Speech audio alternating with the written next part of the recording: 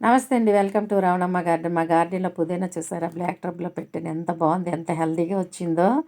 భలేగా వచ్చిందండి టబ్ నింపుగాను.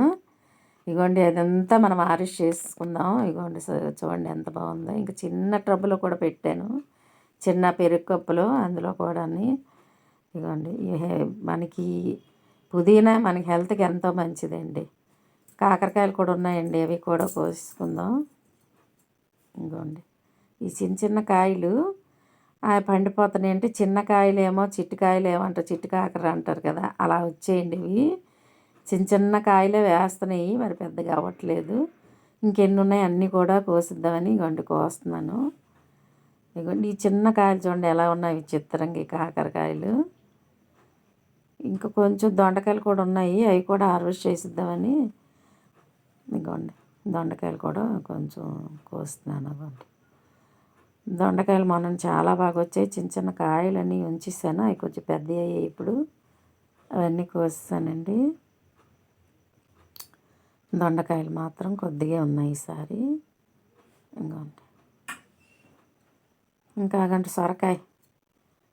సొరకాయ ఒక్కటే వేసిందండి. ఇది చాలా బాగా పాలిషన్ అవ్వలేదు, చిన్న కాయగా ఉండిపోయింది. ఇంకెందుకని హార్వెస్ట్ చేస్తాను. ఇంకోండి ఇదొకటి. ఏంటి చెప్పుకోండి, దోసకాయ అనుకున్నానండి, ఇది కాదు తర్బూజకాయ. ఒక్క కాయ వేసి పెరిగి ఇగోండి వాడిపోయింది చెట్టు అంతా. ఇంకెందుకని హార్వెస్ట్ చేస్తున్నానండి. ఇగోండి ఇంకున్నాయండి తర్బూజకాయలు. ఇగోండి చిక్కుళ్ళు చూడండి ఎంత బాగా వేస్తుందో పువ్వు, కాయలు కూడాను. ఇక్కడ ఒక కాకరపాదు ఉందండి, ఒక 2 కాయలు ఉన్నాయి, అవి కూడా కోసిద్దామని. అన్నీ ఒకసారి కోసుకుంటే కదండి కూరకు సరిపడేది.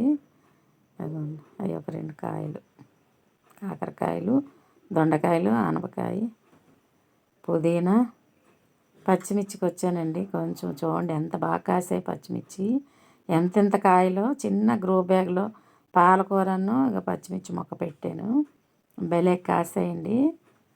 చూసారా ఎంత పెద్ద కాయలు. ఈ చిన్న వాటర్ బాటిల్లో పెట్టాను ఇవి.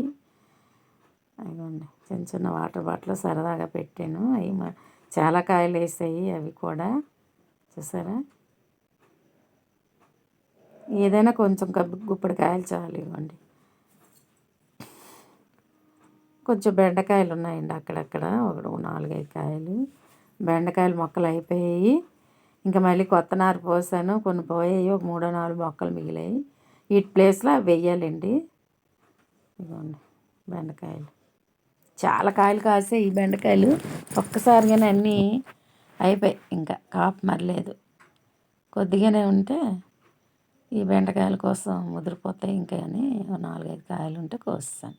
ఇదండి ఈరోజు మా హార్వెస్ట్. మా వీడియోని లైక్ చేయండి, షేర్ చేయండి, సబ్స్క్రైబ్